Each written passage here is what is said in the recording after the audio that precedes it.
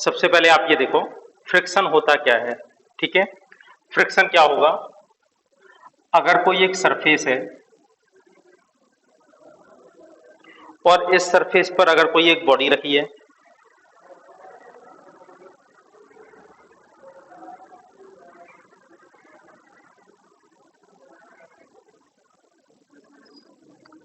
एक सरफेस पर एक बॉडी रखी है और आप इस बॉडी को फोर्स लगाकर यहां ले जाना चाहते हो। ठीक है, तो आपको इस बॉडी को इस सरफेस पर चलाने में कुछ मेहनत करनी पड़ेगी। ठीक है, इसको खींचने में आपको वर्क करना पड़ेगा, ऐसा नहीं होगा कि ये तुरंत इस पर चलने लगे। ठीक है, इसका रीजन क्या होगा, जैसे ही ये वाली बॉडी इस सरफेस पर चलेगी तो दोनों के बीच में एक ऐसा फोर्स डेवलप हो जाएगा जो इसके चलने का अपोज करता है।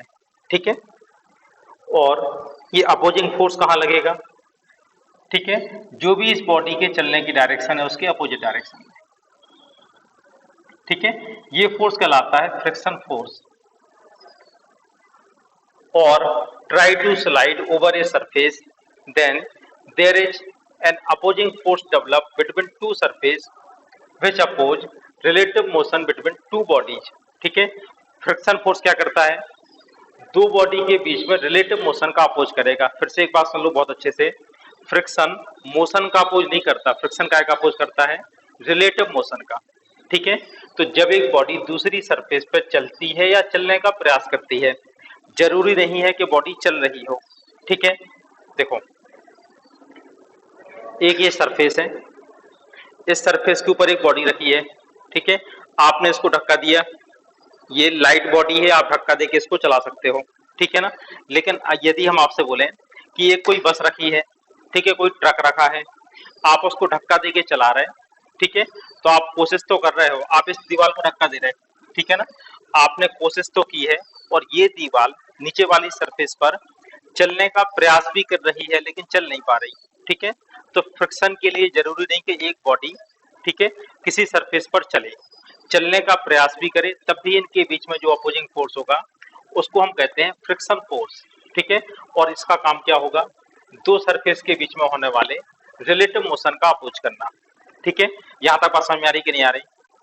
ठीक है, तो फ्रिक्शन फोर्स क्या होता है, जब एक बॉडी किसी सरफेस पर चलती है या चलने का प्रयास करती है तो इनके बीच में एक ऐसा अपोजिंग फोर्स डेवलप होता है जो इनके रिलेटिव मोशन का अपोज करता है, इसे कहते हैं फ्रिक्शन फोर्स। ठीक है, यहां तक बात एकदम क्लियर है। पूरे यूनिवर्स में कोई भी सरफेस 100% स्मूथ नहीं होगी। ठीक है, हर एक सरफेस में कुछ ना कुछ रफनेस जरूर होगी, तो उन सरफेस के बीच में फ्रिक्शन फोर्स जरूर होगा। ठीक है, यहां तक बात क्लियर हो रही है। अब आप ये देखो फ्रिक्शन के टाइप्स कितने होते हैं, तो इसको अब थोड़ा सा हम आपको एक एग्जाम्पल से समझा रहे हैं जिससे एकदम क्लियर हो जाए। ठीक है, तो आप ये देखो, आप कहीं रास्ते में जा रहे हैं गाड़ी से और आपकी गाड़ी रास्ते में बंद हो गई। आप हैं, आपके साथ आपका एक फ्रेंड है, दो लोग गाड़ी से जा रहे हैं, रास्ते में गाड़ी बंद हो गई और गाड़ी चाबी लगाने से स्टार्ट नहीं हो रही है। ठीक है, अब इसकी बैटरी वीक है, इसको धक्का लगा के आप स्टार्ट कर सकते हैं। ठीक है, तो आप स्टीयरिंग संभाल रहे हैं, आपने अपने फ्रेंड से कहा इसमें धक्का लगाओ। ठीक है, और आपका फ्रेंड अकेले गाड़ी में धक्का लगा रहा है। ठीक है, अब एक बात समझना, अगर इस गाड़ी में 50 न्यूटन या उससे ज्यादा की ताकत लगाओगे तब तो ये गाड़ी अपनी जगह से थोड़ा सा हिलेगी। ठीक है, उससे कम ताकत लगाओगे तो ये हिलेगी भी नहीं। तो आपके जो फ्रेंड हैं उनके पास मैक्सिमम ताकत कितनी है, 10 न्यूटन की। ठीक है, इनके पास मैक्सिमम ताकत कितनी है, 10 न्यूटन की। तो आप ये बताओ, ये गाड़ी को चला पाएंगे कि नहीं चला पाएंगे, ये गाड़ी को धक्का दे पाएंगे कि नहीं दे पाएंगे, इतना बताओ आप लोग।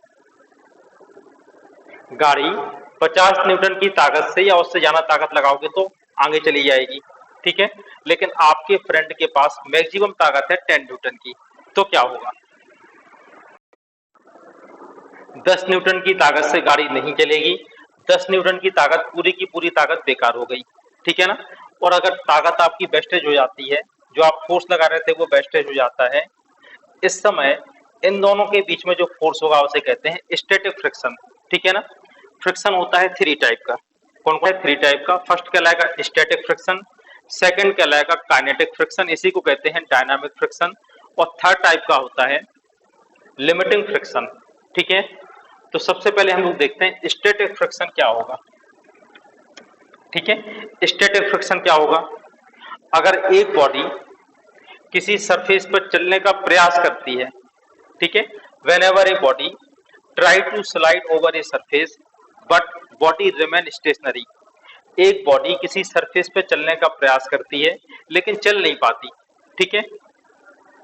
तो इस समय इनके बीच में जो फोर्स डेवलप होगा, जो फ्रिक्शन फोर्स डेवलप होगा, वो फोर्स कहलाएगा स्टैटिक फ्रिक्शन, ठीक है। यहां तक बात क्लियर है। इसके बाद क्या हुआ? हाँ, तो आप ये बताओ, अगर गाड़ी नहीं चल रही है, आप लगा रहे 10 न्यूटन की ताकत, गाड़ी नहीं बढ़ी आगे, ठीक है, तो फोर्स ऑफ फ्रिक्शन कितना होगा? इस पहले तो सबसे पहली बात, इसमें कौन सा फ्रिक्शन होगा? इसमें होगा स्टैटिक फ्रिक्शन, स्टैटिक फ्रिक्शन होगा। और इस फ्रिक्शन की वैल्यू क्या होगी? जो भी ताकत आप लगा रहे हो, जो ताकत आपकी बेकार हो रही है, वही कहलाएगा स्टैटिक फ्रिक्शन, ठीक है। तो स्टैटिक फ्रिक्शन की वैल्यू क्या होगी? 10 न्यूटन, ठीक है। यहां तक बात समझ में आ रही? तो एक बॉडी किसी सरफेस पे चलने का प्रयास करे लेकिन बॉडी चल ना पाए, उस समय, ठीक है, जो भी ताकत आप लगा रहे हो चलाने के लिए, वही कहलाएगा स्टैटिक फ्रिक्शन, ठीक है। यहां तक बात क्लियर है। इसके बाद आपने क्या किया? एक आध लड़के को पकड़ के ले आए कहीं से, आसपास से कोई जा रहा था, उसके पास भी 10 न्यूटन की ताकत थी, उसको आपने बुलाया और दोनों मिलकर धक्का लगा रहे, ठीक है। अब ये गाड़ी चलेगी कि नहीं चलेगी, ये बताओ। अब ये गाड़ी चलेगी कि नहीं? अभी भी नहीं चलेगी, ठीक है। अब ताकत कितनी लगा रहे हैं आप लोग? अब दोनों लोग मिलकर लगा रहे हैं 20 न्यूटन की ताकत, ठीक है ना, लेकिन गाड़ी अब भी नहीं चल रही, तो 20 न्यूटन की ताकत भी बेकार जा रही है। तो अब स्टैटिक फ्रिक्शन क्या कहलाएगा? 20 न्यूटन, ठीक है ना।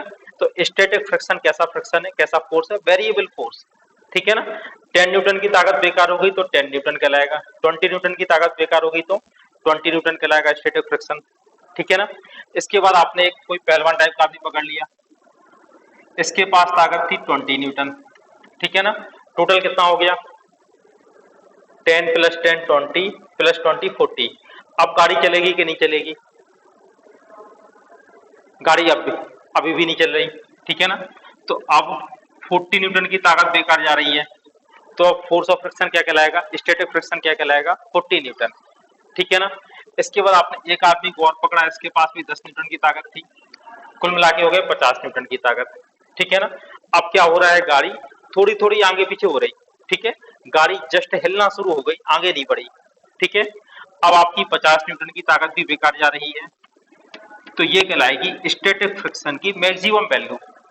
अब आपको कोई छोटा बच्चा भी मिल जाए, थोड़ा सा भी धक्का मिल जाए, तो ये गाड़ी चलना शुरू कर देगी, ठीक है ना। तो 50 न्यूटन क्या कहलाएगी? Maximum value of static friction, ठीक है, और इसे कहते हैं लिमिटिंग फ्रिक्शन, ठीक है ना।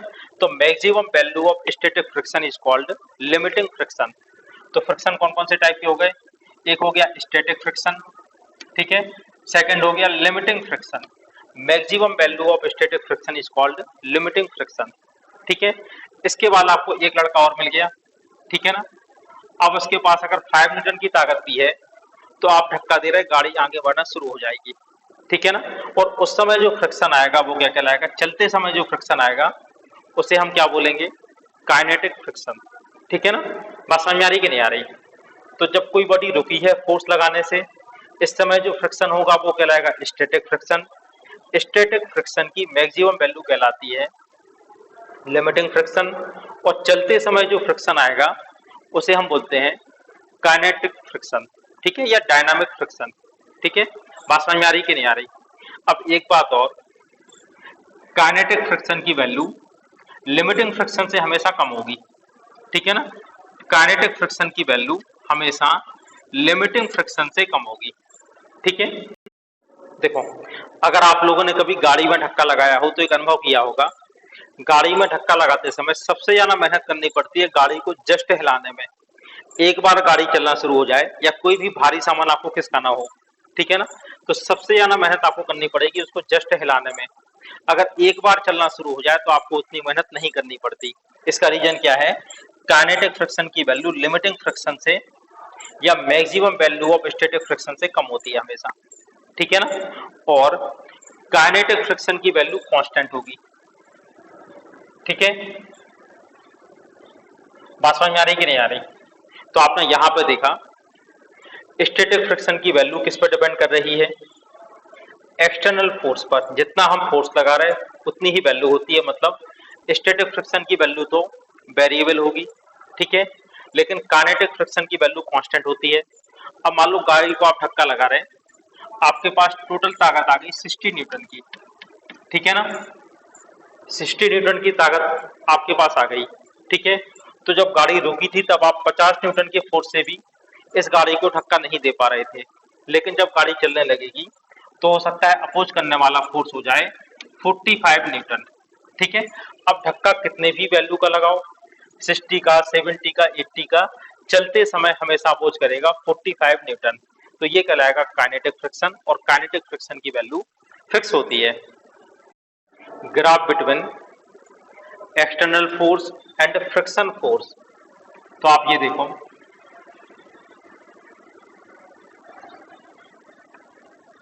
कैपिटल एफ ये कहलाएगा एक्सटर्नल फोर्स, ठीक है, और स्मॉल एफ ये कहलाएगा फ्रिक्शन फोर्स, ठीक है। अब आप ये बताओ, आपने 10 न्यूटन की ताकत लगाई थी, ये ताकत पूरी की पूरी बेकार हो गई, ठीक है ना। तो जब एक्सटर्नल फोर्स की वैल्यू 10 न्यूटन है, इस समय फ्रिक्शन फोर्स की वैल्यू क्या होगी, फ्रिक्शन की वैल्यू भी होगी 10 न्यूटन, ठीक है। दोनों को मिला दो, एक पॉइंट हमें ये मिलेगा। इसके बाद आपने एक्सटर्नल फोर्स कर दिया 20 न्यूटन, इस समय भी पूरी ताकत आपकी बेकार जा रही है, तो फ्रिक्शन फोर्स भी कहलाएगा 20 न्यूटन, ठीक है। आपने ताकत बढ़ाते बढ़ाते लगा दी 40 न्यूटन की, अब भी गाड़ी नहीं चल रही है, इस समय भी कहलाएगा स्टैटिक फ्रिक्शन और वैल्यू होगी 40 न्यूटन, ठीक है।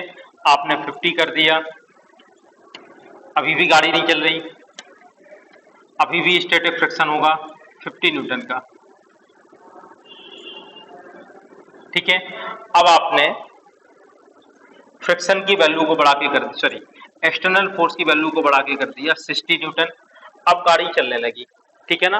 और जो अपोजिशन पहले 50 न्यूटन कर रहा था, अब ये कम होके हो जाएगा 45 न्यूटन, ठीक है। तो आप ये देखो, पहले हम ये सारे पॉइंट्स मिलाते हैं, ठीक है, ये सारे पॉइंट्स हम मिलाते हैं यहाँ पे, ठीक है। तो ये जो लाइन है ए बी, इस लाइन को नाम देते हैं ए बी। ए बी कहलाएगी स्टैटिक फ्रिक्शन, ठीक है ना, स्टैटिक फ्रिक्शन।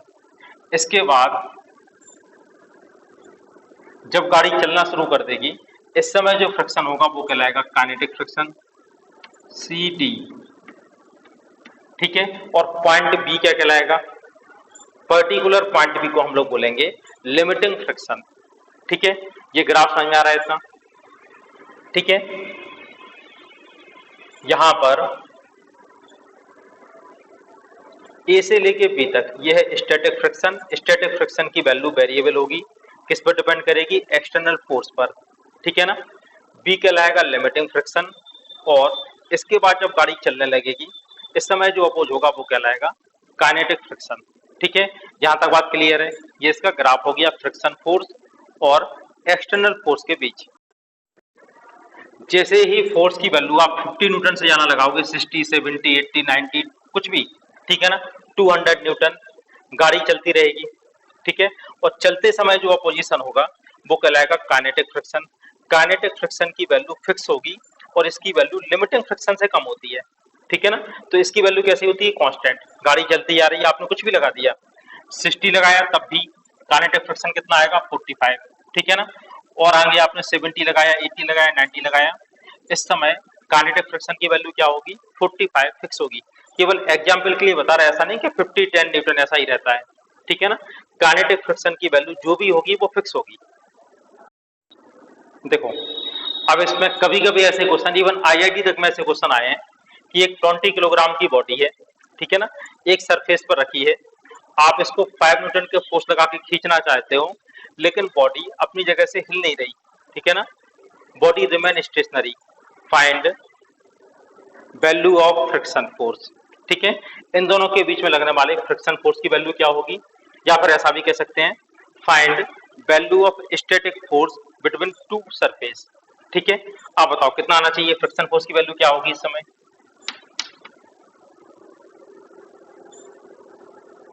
देखो, जो भी आप फोर्स लगा रहे उस फोर्स से बॉडी को नहीं खींच पा रहे, पूरी ताकत आपकी बेकार हो गई, स्टैटिक फ्रिक्शन कहलाएगा 5 न्यूटन, ठीक है। तो स्टैटिक फ्रिक्शन की कोई फिक्स वैल्यू नहीं होती है, जो भी ताकत आप लगा रहे हो और वो फोर्स बेकार हो जाए, उससे आपका काम ना बने, तो वही कहलाता है स्टैटिक फ्रिक्शन, ठीक है ना। तो ऐसा जरूरी नहीं कि क्वेश्चन में स्टैटिक फ्रिक्शन ही लिखा है, आपसे पूछे find value of force of friction, आप क्या बोलोगे, 5 न्यूटन, ठीक है। ये बात समझ में आ रही कि नहीं आ रही। फ्रिक्शन के लॉ है, फर्स्ट लॉ कहलाता है friction force always oppose relative motion between two surface, ठीक है। फ्रिक्शन फोर्स दो सरफेस के बीच में लगने वाले रिलेटिव मोशन का अपोज करता है। इसको थोड़ा सा हम लोग एग्जाम्पल से समझते हैं।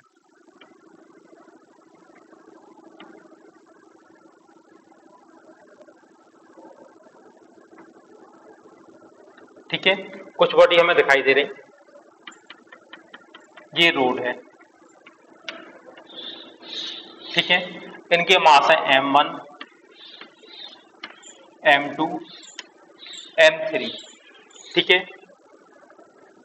m3 आगे की डायरेक्शन में जा रही है, इसका एक्सीलरेशन गिवन है equal to 2 metre per second square, ये वाली बॉडी भी आगे जा रही, ठीक है, इसका एक्सीलरेशन गिवन है equal to 5 metre per second square, और ये बॉडी आगे चल रही है equal to 3 metre per second square से।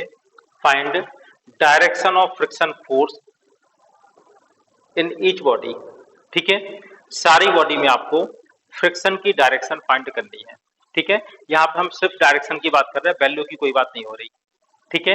तो आप इसको देखो, सबसे पहले सारी बॉडी का बनाओ फ्री बॉडी डायग्राम, ठीक है, ये हो गया m3,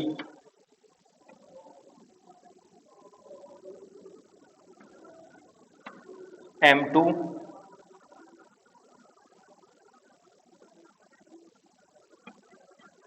m1 और रोड,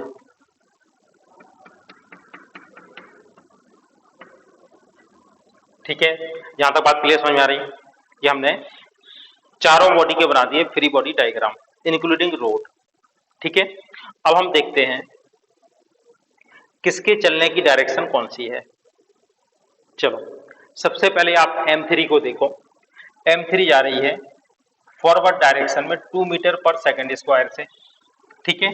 इसकी कांटेक्ट सरफेस कितनी है, इसकी केवल ये वाली कांटेक्ट सरफेस है, ठीक है ना। तो ध्यान रखना, फ्रिक्शन फोर्स हमेशा पेयर में लगते हैं, ठीक है, फ्रिक्शन फोर्स बेटा हमेशा पेयर में लगेंगे, ठीक है। तो आप ये देखो, इसके नीचे वाली सरफेस,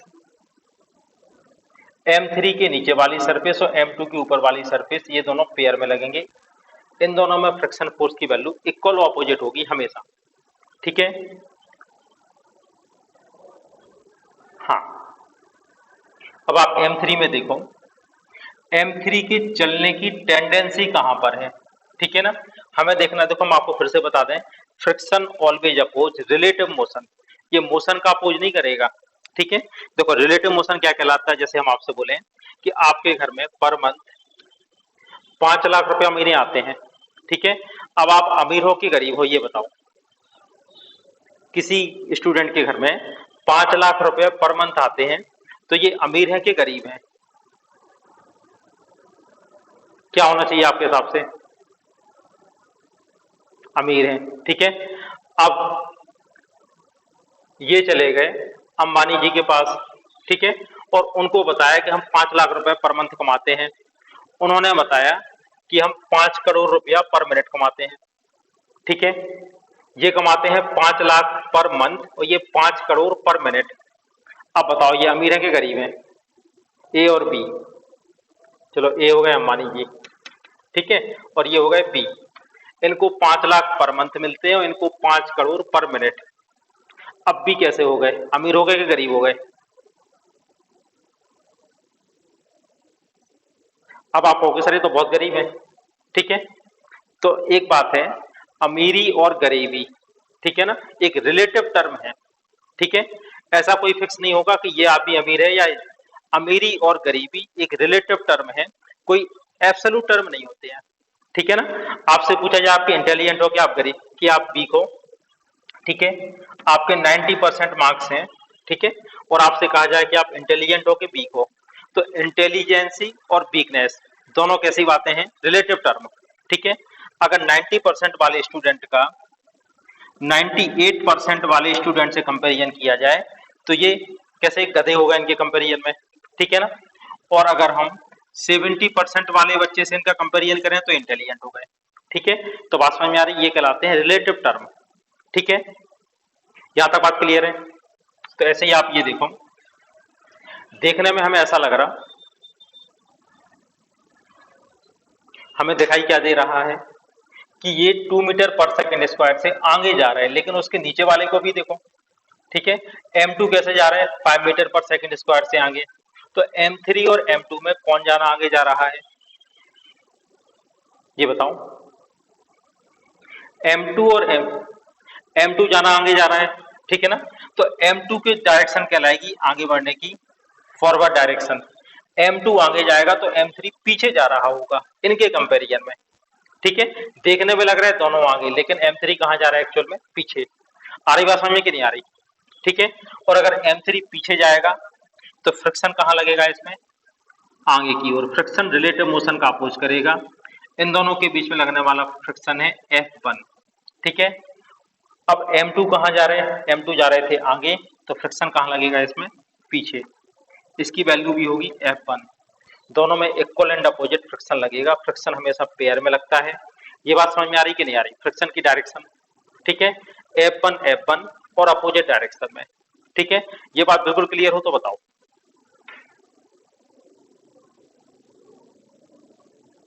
अब देखते हैं M2 की सरफेस। M2 और M1 के बीच में ये कॉन्टेक्ट सरफेस ये है, ठीक है ना, ऊपर वाली कॉन्टेक्ट सरफेस कंप्लीट हो चुकी है।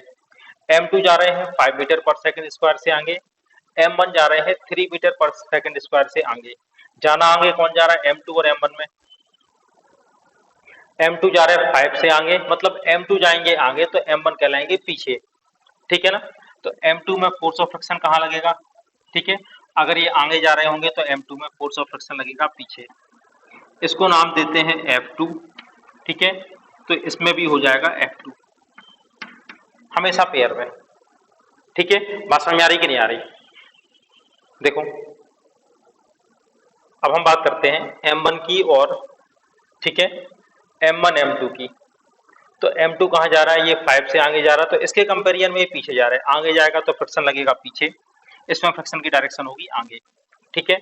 अब देखते हैं M1 और रोड के बीच में, ठीक है, रोड तो स्टेशनरी होगी और ये जा रहा है 3 मीटर पर सेकेंड स्क्वायर से आगे, तो फ्रिक्शन कहाँ लगेगा, ठीक है, जब ये आगे जाएंगे तो फ्रिक्शन लगेगा इसमें पीछे, कितना लगेगा, फ्रिक्शन लगेगा F3, ठीक है। और जो फ्रिक्शन यहाँ पे लगा वही फ्रिक्शन इसमें पेयर में आएगा। अब आप ये देखो, अगर आप रोड पर आगे जा रहे हैं तो रोड कहाँ जा रही है, कंपेरेटिवली पीछे, ठीक है, रिलेटिव, यहाँ पे हम बात कर रहे हैं रिलेटिवली, तो ये कहाँ जा रही है, पीछे, और रोड पीछे जाएगी तो फ्रिक्शन लगेगा आगे, ठीक है ना। वैल्यू क्या होगी, F3, तो ये भी हो गया F3, ठीक है। तो थोड़ा बहुत समझ में आ रहा है फ्रिक्शन कैसा लगता है, हमेशा पेयर में, ठीक है। फ्रिक्शन फोर्स हमेशा कैसे अप्लाई होगा, पेयर में, ठीक है, और इक्वल और अपोजिट लगता रहेगा, ठीक है। यहां तक फ्रिक्शन की डायरेक्शन समझ में आ रही है आप लोगों को कि नहीं आ रही, देख लो बेटा, क्लियर हो गया इतना।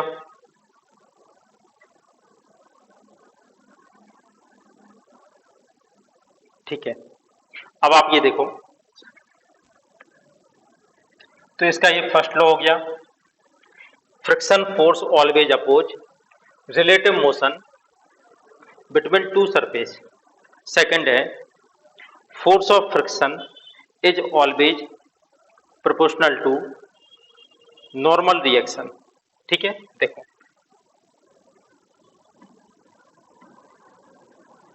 एक बॉडी है जिसका मास है m, ठीक है, एक सरफेस पर रखी है, इस पर कौन कौन से फोर्स लग रहे होंगे, इसका वेट लग रहा होगा नीचे, कितना लगेगा mg, ठीक है, नॉर्मल रिएक्शन r ये लग रहा होगा ऊपर, ठीक है, बैलेंस कंडीशन में r की वैल्यू क्या होगी mg। अब आपने इस पर लगाया फोर्स F, ठीक है, फ्रिक्शन फोर्स कहाँ लगेगा, इसके पीछे, ठीक है। अब आप ये देखो F प्रोपोर्शनल टू क्या होता है R, ठीक है, friction force is directly proportional to normal reaction, ठीक है, ये हमेशा नॉर्मल रिएक्शन के डायरेक्टली प्रोपोर्शनल होगा। और प्रोपोर्शनल साइन हटाते हैं तो एक कांस्टेंट आता है, इसे बोलते हैं म्यू, तो F इक्वल टू होगा म्यू R, ठीक है, यहाँ म्यू एक कांस्टेंट है, इसे कहते हैं कोफिशिएंट ऑफ फ्रिक्शन, ठीक है, म्यू को बोलते हैं कोफिशिएंट ऑफ फ्रिक्शन। यहाँ तक बात क्लियर समझ में आ रही, म्यू की वैल्यू क्या हो जाएगी, mu equal to F upon R, ठीक है। अब आपको मालूम है फ्रिक्शन होते हैं 3 टाइप के, तो कोफिशिएंट ऑफ फ्रिक्शन भी होंगे 3 टाइप के, कौन कौन से, म्यू एस, म्यू एल और म्यू के, ठीक है। म्यू एस को बोलते हैं coefficient of static friction, mu l कहलाता है कोफिशिएंट ऑफ लिमिटिंग फ्रिक्शन और म्यू के कहलाएगा coefficient of kinetic friction. Mu s की वैल्यू होगी f s upon r, mu l की वैल्यू होगी एफ एल अपॉन आर और म्यू के की वैल्यू होगी एफ के अपॉन आर, ठीक है। यहाँ तक friction force does not depend on apparent area of contact. अब आप ये देखो एपरेंट एरिया ऑफ कॉन्टैक्ट क्या होता है, देखो एक सरफेस पर एक बॉडी इस तरह से रखी है, ठीक है, और दूसरी बार हमने इसी बॉडी को इस तरह से रख दिया, ठीक है। आप यहां पे देखो ये एक बॉडी है, किसी भी एक सरफेस पर पहले इस तरह से रखी है, ठीक है, ये बॉडी इस सरफेस पर हमने ऐसे रख दी, ठीक है, और इसको हम ऐसे चला रहे हैं, तो एपरेंट एरिया ऑफ कॉन्टैक्ट कौन सा एरिया कहलाएगा, ये वाला, ठीक है ना। अब आपने इसी बॉडी को इस सरफेस पर ऐसा रख दिया, इस तरह से रख दिया और आप ऐसे चला रहे हैं। अब एपरेंट एरिया ऑफ कॉन्टैक्ट कौन सा कहलाएगा, ये वाला, ठीक है ना। तो फ्रिक्शन फोर्स की value apparent area of contact पर डिपेंड नहीं करेगी, जितना फ्रिक्शन यहाँ पे लगेगा उतना ही फ्रिक्शन इस पे लगेगा, ठीक है ना। और इस पर आप फोर्स लगा रहे हो इस तरफ, ये लगाया आपने एक्सटर्नल फोर्स, लेकिन इसका मोशन हो रहा है इस तरफ वेलोसिटी v से, ठीक है। अब आप लोग ये बताओ इसमें फ्रिक्शन की डायरेक्शन क्या होगी, ठीक है, find direction of friction in this block, ठीक है, पॉजिटिव एक्स डायरेक्शन में होगी कि नेगेटिव एक्स डायरेक्शन में, ठीक है, सब लोग ये बताओ।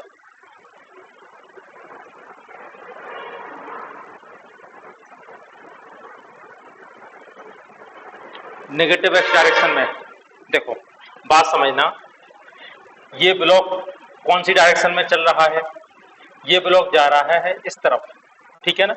डायरेक्शन ऑफ वेलोसिटी ये है, फोर्स से कोई मतलब नहीं हमें, जहां भी इसका मोशन होगा उसके अपोजिट, ठीक है ना, इसका मोशन इस तरफ है तो फ्रिक्शन फोर्स इसके रिलेटिव मोशन का अपोज करेगा और फ्रिक्शन लगेगा इस तरफ, ठीक है। अब आप कहोगे सर ये कैसे पॉसिबल है कि फोर्स लगा रहा है यहाँ पर और डिस्प्लेसमेंट हो रहा है इस तरफ या वेलोसिटी यहाँ पर है। देखो आप लोग साइकिल चलाते होंगे, ठीक है ना, आप साइकिल चलाते चलाते आप साइकिल से जा रहे हैं, ठीक है ना, आपने साइकिल के पैडल मारना बंद कर, इस तरफ चलते चलते आप साइकिल पहले चला रहे थे, पैडल मारते जा रहे थे, इसके बाद आपने एक थोड़ी सी देर बाद आपने पैडल मारना बंद कर दिए, ठीक है ना। आप कहाँ चलते रहोगे, जिस डायरेक्शन में साइकिल जा रही थी उसी डायरेक्शन में चलती रहेगी, आपने पैडल मारना बंद कर दिए। फिर आपका एक फ्रेंड आया, ठीक है ना, यहाँ पर कैरियर मान लो, ठीक है ना, इसने क्या किया, इसमें एक पहले से रस्सी बंधी हुई थी, ये रस्सी को पकड़ के इस तरफ खींचने लगा, ठीक है, तो थोड़ी देर तक फोर्स तो लग रहा है इस तरफ, लेकिन वेलोसिटी या मोशन कौन सी डायरेक्शन में होगा, आगे की ही डायरेक्शन में, तो ये पॉसिबल है कि फोर्स कहीं लगाया हो और मोशन किसी और डायरेक्शन में हो रहा हो। ठीक है ना, बात समझ में आ रही कि नहीं आ रही? कुछ इस तरह से। तो डायरेक्शन ऑफ फ्रिक्शन कहां पर होगी? जिस डायरेक्शन में भी बॉडी जा रही है उसके अपोजिट डायरेक्शन में फ्रिक्शन होगा। ठीक है ना, यहां तक बात समझ में आ रही कि नहीं आ रही? फ्रिक्शन हमेशा रिलेटिव मोशन का अपोज करेगा। ठीक है बेटा, हो रहा है क्लियर? अब इस पर बेस्ड एक बहुत सिंपल सा क्वेश्चन दे रहे हैं आप लोगों को, फिर धीरे धीरे लेवल बढ़ाते आएंगे। एक ब्लॉक है, इसका मास है 10 किलोग्राम। ठीक है, इसको आप 100 न्यूटन के फोर्स से खींचते हो। ठीक है, इस सरफेस में फ्रिक्शन भी है, म्यू इक्वल टू 0.2। ठीक है, find acceleration of block. Block का एक्सीलरेशन क्या होगा? तो एक बात ध्यान रखना, जब भी किसी सरफेस में म्यू की वैल्यू दी हो, म्यू का मतलब यहाँ पर फ्रिक्शन है, और अगर म्यू ना दिया गया हो तो फ्रिक्शन लेस सरफेस कंसीडर करते हैं। ठीक है, ये बात समझ में आ रही कि नहीं आ रही? अगर म्यू गिवन है मतलब फ्रिक्शन है, और म्यू गिवन ना हो मतलब फ्रिक्शन नहीं है। ठीक है, अब आप इसको देखो कैसे सॉल्व करोगे। सबसे पहले बनाते हैं इसका फ्री बॉडी डायग्राम। देखो 10 किलोग्राम की बॉडी है, इसका वेट होगा 100 न्यूटन। ठीक है, रिएक्शन फोर्स कहां लगेगा? ऊपर की डायरेक्शन में, ये हो गया आर। ठीक है, आप फोर्स कहां लगा रहे हैं?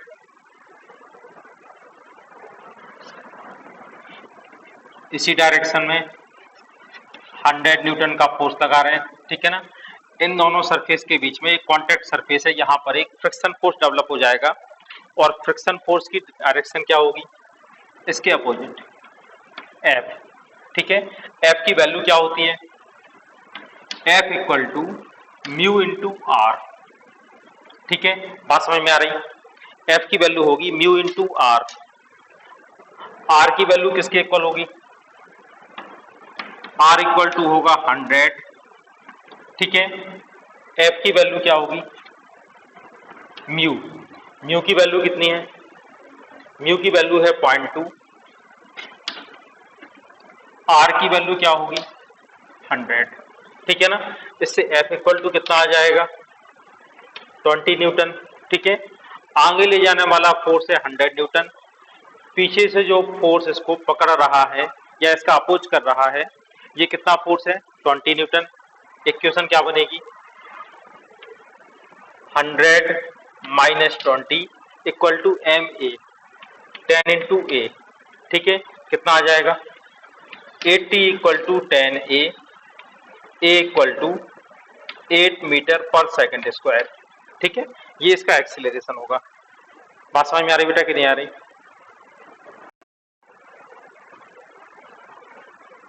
ठीक है बेटा, समझ में आ रहा है? एक बार हम फिर से इसको रिपीट करे दे रहे। देखो, इसका वेट आपने लगाया नीचे 40, टेंशन यहाँ पे लगाया। ठीक है ना, इसमें भी आगे लगेगा टेंशन टी। बात समझ में आ रही है? इसकी इक्वेशन क्या होगी? एक्सीलरेशन इसका नीचे होगा, इसका एक्सीलरेशन ए आगे होगा। म्यू दिया है तो फ्रिक्शन, फ्रिक्शन इसका अपोज करेगा। ठीक है ना, 40 minus T equal to 4a, इसकी इक्वेशन हो गई। ठीक है, अब आप इसके बाद इस तरफ आ जाओ। म्यू एफ इक्वल टू होगा म्यू आर। ठीक है, एफ की वैल्यू, म्यू की वैल्यू दी है 0.2, आर की वैल्यू हो जाएगी 10, इससे एफ की वैल्यू आ गई। इसकी इक्वेशन क्या बनेगी? T minus f equal to M a, यानी 1a, इससे टी की वैल्यू आ जाएगी, एफ की वैल्यू 2 पुट कर दी, 2 प्लस ए। ठीक है ना, ये वाली वैल्यू आपने इक्वेशन 1 में पुट की। ठीक है ना, 40 minus 2 plus a equal to 4a। Solve करने पर ए की वैल्यू आ गई 38/5, और टी की वैल्यू आ जाएगी 48/5। ठीक है, समझ में आ गया इतना? हाँ, क्वेश्चन देखो, find acceleration of block and value of friction force between block and surface. देखो, यहां से लगा रहे हैं आप 4 न्यूटन का फोर्स। ठीक है ना, अब आप इसका बनाओ फ्री बॉडी डायग्राम। वेट कितना लगेगा? 500 न्यूटन।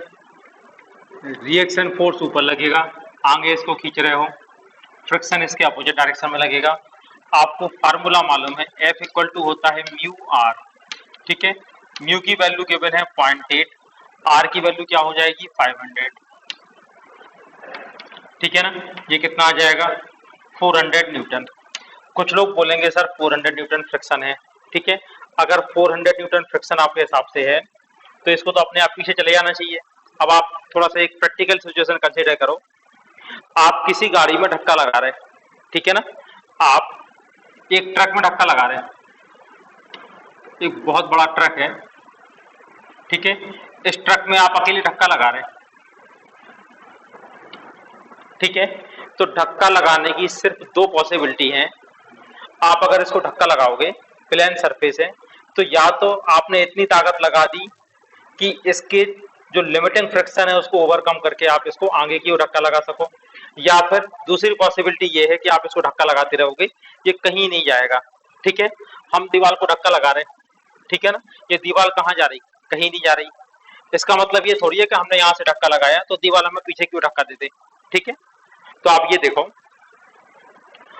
इसका ये मतलब है कि अगर आप 400 न्यूटन से ज्यादा फोर्स लगाते तब ये ब्लॉक आगे की ओर चलता, लेकिन आप कितने का फोर्स लगा रहे हो, केवल 4 न्यूटन का। ठीक है ना, तो इतना फोर्स सफिशिएंट नहीं है कि इस बॉडी को हिला भी पाए। ठीक है, तो एक्सीलरेशन कितना हो जाएगा, 0। इक्वेशन मत लगा देना कि 400 माइनस 4 इक्वल टू ma। दूसरा फ्रिक्शन फोर्स क्या होगा, तो कल आपको बताए थे कि अगर आप किसी बॉडी पर फोर्स लगाते हो और आपकी सारी की सारी ताकत बेकार हो जाए, ठीक है ना, तो जितनी ताकत आपकी बेकार हो रही है, जो भी एक्सटर्नल फोर्स है वही कहलाएगा फ्रिक्शन फोर्स। तो फ्रिक्शन फोर्स 400 न्यूटन नहीं होगा, फ्रिक्शन की वैल्यू क्या होगी, 4 न्यूटन। ठीक है, बात समझ में आ रही कि नहीं आ रही।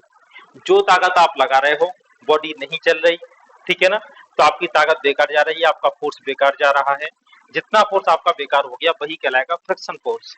ठीक है, अगर आप यहाँ पर 4 की जगह 40 न्यूटन का फोर्स लगाते, ठीक है ना, तो फ्रिक्शन फोर्स कहलाता है 40 न्यूटन। ठीक है, 400 से कम जितना भी आप लगाते वो सारा का सारा फ्रिक्शन में बेकार हो जाता। ठीक है ना, बात समझ में आ रही कि नहीं आ रही। हाँ, ये क्वेश्चन देखो, फाइंड एक्सीलरेशन ऑफ ब्लॉक। आपको इस ब्लॉक का एक्सीलरेशन फाइंड करना है। ठीक है, अब आप देखो इस पर कौन कौन से फोर्स अप्लाई होंगे। देखो, सबसे पहले हम इस फोर्स से करेंगे दो कंपोनेंट। ठीक है, थीटा की डायरेक्शन में क्या हो जाएगा, एफ कॉस थीटा, यानी 20√2 कॉस 45 डिग्री। कॉस 45 की वैल्यू होगी 1/√2, इससे आ जाएगा 20 न्यूटन। ठीक है,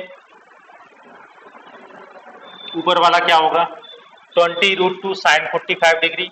साइन 45 की वैल्यू भी 1/√2 होती है, तो ये भी हो जाएगा 20। ठीक है, यहां तक बात समझ में आ रही, क्लियर है इतना। देखो, इस ब्लॉक की आगे जाने की टेंडेंसी होगी, ठीक है ना, तो फ्रिक्शन कहां लगेगा, पीछे। एफ की वैल्यू फाइंड कर लेते हैं। एफ इक्वल टू होगा म्यू इंटू आर। ठीक है, एफ इक्वल टू म्यू की वैल्यू है 0.1, आर की वैल्यू फाइंड करनी होगी।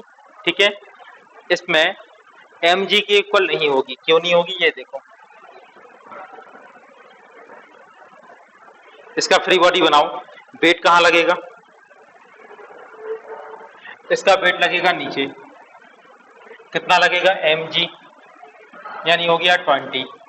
ठीक है ना, रिएक्शन फोर्स कहां लगेगा, ऊपर, r, यहां तक। ठीक है, 4 किलोग्राम की बॉडी है तो इसका वेट लगेगा 40, r की वैल्यू होगी ऊपर। अब आप देखो, बैलेंस कंडीशन में क्या होगा, total downward force equal to total upward force. तो टोटल डाउनवर्ड फोर्स कौन कौन से हैं, 40, टोटल अपवर्ड फोर्स कौन कौन से हैं, r प्लस 20, r प्लस 20। इससे r की वैल्यू क्या आ जाएगी, r की वैल्यू आ जाएगी 20 न्यूटन। ठीक है, अब ये वाली वैल्यू आप F equal to mu r में रख दो। ठीक है, r की वैल्यू आ गई 20। अब फ्रिक्शन फोर्स की वैल्यू क्या होगी, F equal to mu r. Mu की वैल्यू कितनी है, 0.1, r की वैल्यू कितनी है, 20, F की वैल्यू आ जाएगी 2 न्यूटन। ठीक है, अब आप इसमें इक्वेशन अप्लाई करो। आगे वाला फोर्स कितना है 20, पीछे वाला फोर्स कितना है 2, इक्वल टू क्या आ जाएगा 4a। ठीक है, ये कितना आ जाएगा 18, इक्वल टू होगा 4a, a की वैल्यू आ जाएगी 9/2 या 4.5 मीटर पर सेकेंड स्क्वायर। यहाँ पे देखो दो ब्लॉक हैं, दोनों के मास के बने m इक्वल टू 5 किलोग्राम। ठीक है, दोनों एक ही सरफेस है। फ्रिक्शन कोफिशिएंट ऑफ फ्रिक्शन की वैल्यू दी है 0.2। एक बात याद रखना, म्यू की कोई भी यूनिट नहीं होगी। ठीक है ना, कोफिशिएंट ऑफ जो फ्रिक्शन होगा म्यू, ये होगा यूनिटलेस और डायमेंशनलेस क्वांटिटी। ठीक है, अब आपको फाइंड क्या करना है, find difference between acceleration of block in both case. ठीक है, दोनों केस में ब्लॉक का जो एक्सीलरेशन होगा उसका आपको डिफरेंस फाइंड करना है। तो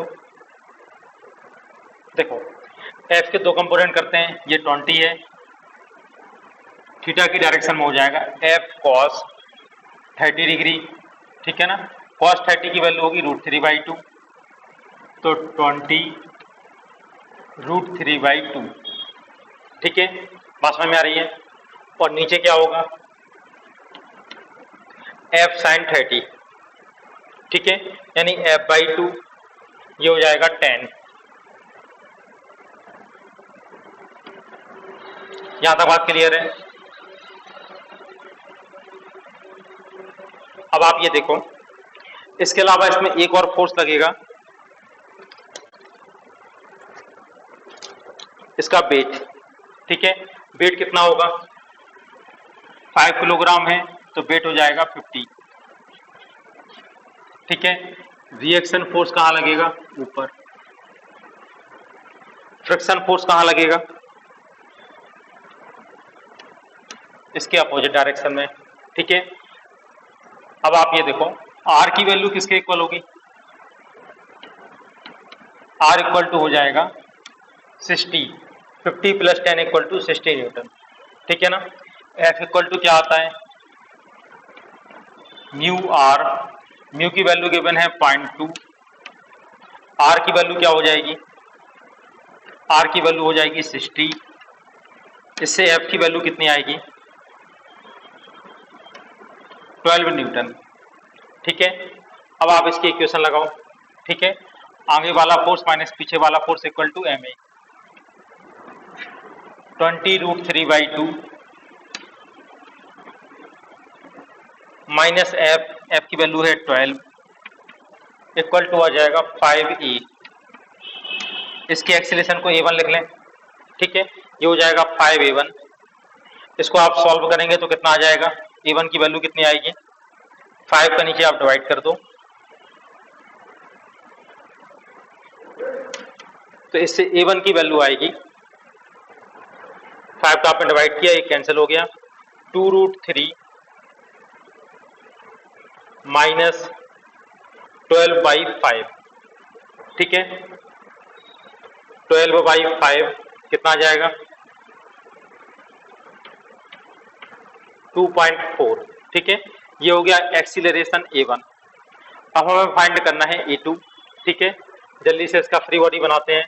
देखो ये वाला फोर्स कितना होगा F cos 30 डिग्री। ठीक है, वैल्यू कितनी आएगी 20 √3/2। ऊपर वाला फोर्स क्या होगा कंपोनेंट करेंगे तो, ठीक है, F sin 30, इसकी वैल्यू हो जाएगी 10। रिएक्शन फोर्स कहाँ लगेगा, आर लगेगा ऊपर। ठीक है, वेट कितना होगा, वेट होगा 50 न्यूटन। ठीक है ना,